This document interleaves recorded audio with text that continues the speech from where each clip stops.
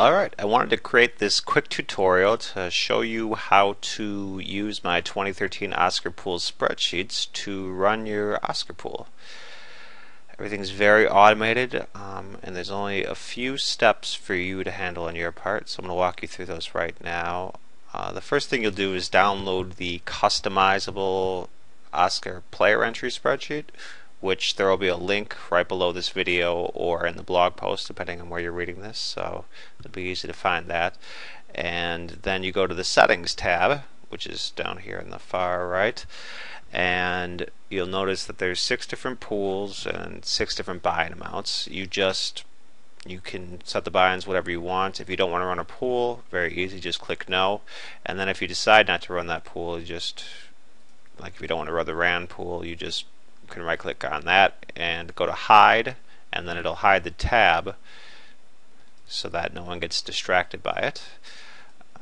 And then you can also go over to the start here thing and hide that row, and on the finish here hide that row, and then it'll just go away like that and look like it never existed. So then you also want to put in your contact info, just your name and email at email.com. And then if you're conducting this online, then you'll want to set a deadline of sorts so that everybody can email you their entries, and then you can email them back a score sheet so that they can all follow at home before the contest starts. That way you know nobody cheated, and because everyone got everyone's picks before the award show started. You can also edit the point values of the basic pool if you want to make it non-weighted or change any of the values for each of them. You can do that right here. You just type the number right over it. Very simple. And then if you press this little plus sign over here, it'll open the RAN pool values. You can change all those the same way. And so once you have all your settings set the way you want it, or feel free to keep them default and just put in your name and your deadline. If you're running it, if you're going to have an Oscar party and a bunch of people over, you don't really need a deadline. You just need to have everybody there by the certain time. So you can just put 6 p.m. or 5:30 p.m. or whatever it is for your time zone. But after you're done with all that, you just want to go to File, Save As, and you want to name your sheet instead of customizable, just like Bill's 2013 Oscar pool. Whatever your name is, whatever you want to call the pool, you just go ahead and you name it that, and then you save it, and then everybody fills it out, either through email at their own place. You do need to have Microsoft Excel to be able to access the drop-down menus and stuff like that. So if somebody doesn't, have them fill it out at your party, or I don't know, fill it out for them over the phone. Get creative, do whatever you gotta do. But then they can fill everything out. And the drop-down menus are real simple. It's yellow if you need to fill it in. Once you fill it in, it turns white, and then when it's complete, it says complete. And it's very simple like that, and it does that for all 6 of the pools. And then there's a checklist right here telling you if you're done with that. There's a couple of tiebreaker questions, which are kind of just like which combination of films are going to win the most awards and which combination of films are going to have the most losing nominees. And I balanced these tiebreaker questions out as best I could so that there really was 5 different choices, and you really can't go wrong with either choice unless you have a particular leaning towards certain films winning more, certain films losing more. But you want to make sure everyone fills out the tiebreaker, because without it, they will not get any points in any pool, because it sort of breaks the sheet. So that's why they just fill out their name here, name, email, and then they make sure all 3 of these things are done, and then once that's done, they send you the email, or they give it to you if you're in person, put it on a flash drive, who knows.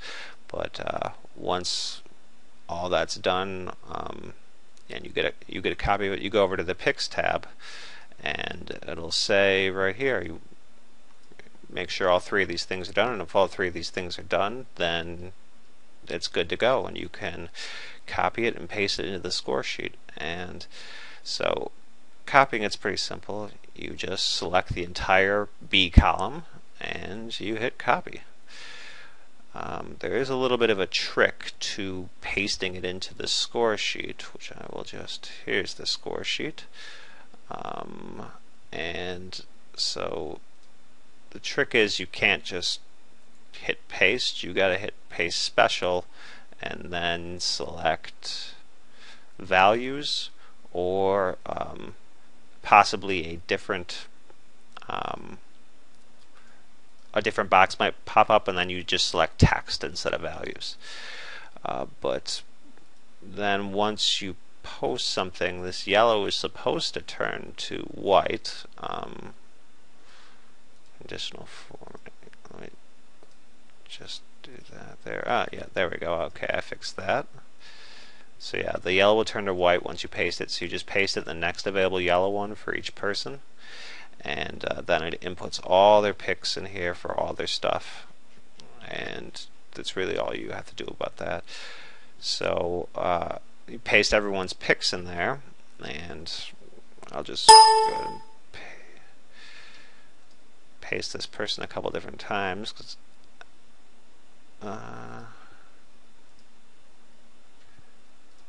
and then they can play with themselves. Yeah, so there it goes, it switches there, and so all those picks go, and then it automatically inputs everything to the different boards. When you're playing the actual event, these little, it says the picks right now, but when you're playing the event, as soon as something wins, I'll scroll over so you can see what I'm doing here.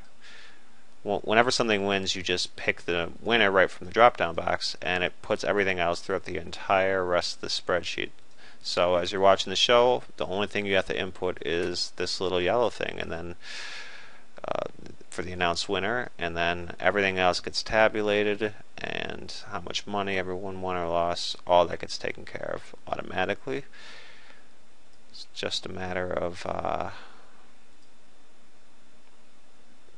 well, inputting the picks into the pick line here, and then on the different boards here. Now once you have everybody in, there are going to be some extra lines probably, unless you have exactly 50 people in your pool, and so you just hide the no column for if they're playing in basic pool, and then you do that for all the rest of them, and then it just tidies it up like that. And then on the main board you just get rid of the blanks, and it'll just be the people playing, and it'll be very sortable and really easy to follow along on all that action. But one thing you do have to do is, if you changed any of the settings in your entry board, then you'll want to copy those, especially if you change the buy-in amount. And if you're emailing it to people, you definitely want to have your name and email there so they can contact you back. And if you change any point values, you want to change those. So you just copy any of these, but only the yellow cells. If you copy a non-yellow cell, bad things can happen. So you just copy it and then you paste it right in. And so after you copy and paste it right in, it will grab these things down here, will automatically grab the buy-in amounts and put them in there, and then it'll take this buy-in amount and from the pick lines it can tell who's playing which pool. So it'll tell you that the basic pool here, this should say basic and not ran, never too late to fix it. It says it has $20, so then you just divvy up that $20 amongst first, second, third, and fourth based on whatever you think, however you want to do it, and this will tell you if it's good. If you try putting too much, it'll say you overpaid, Try putting too little, it'll tell you underpaid. So that's really simple there. And so you do this for all 6 of the pools, or all the pools you're running. You just get the 2 different things here to even out and get it to say good, and then you know you divvied up your pool. If for whatever reason you do this and then you add some more people, then you'll want to come back here and check it again, because adding more people will make the pool even bigger, and you'll have extra money there to distribute. So yeah, that's really the only step as far as the settings goes, and then you're good. I mean, that's it. Once you have all those things in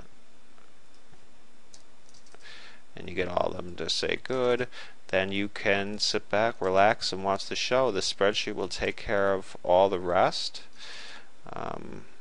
There's some really cool game modes and some cool things to follow, like the salary cap pool will tell you exactly how much money you still have going. So if you bet $56 on Best Actress, it'll detect that you spent those $56, and so you don't no longer have those $56 in play. But if you got it right, it'll tell you that. If you got it wrong, it'll also tell you that by showing it right here. Yep, it'll be red in $40. So you spent $40 and you got nothing for it. But yeah, it just tabulates everything like that, and it's all very well formatted, and try to include everything you might want. So I hope you get a chance to use them. If you have any questions, my contact information is available along with this video. And if you have any feedback, or you have a kick-ass time and you want to donate a little something for all the work I put into this, which was probably hundreds of hours. I've been working on it pretty much since last year's Oscars. Last year's Oscars were just a printout version. I posted those to my website and got a shit ton of hits from it. And somebody called me from Connecticut and wanted me to help them make a automated one, and so I started doing that. So Brian V, if you're somehow listening to this, thanks for the inspiration on creating an automated sheet. And then yeah, I've been doing a shit ton of work on this to make it the best possible, most fun-inducing spreadsheets out there. So yeah, thanks a lot for taking the time to check it out.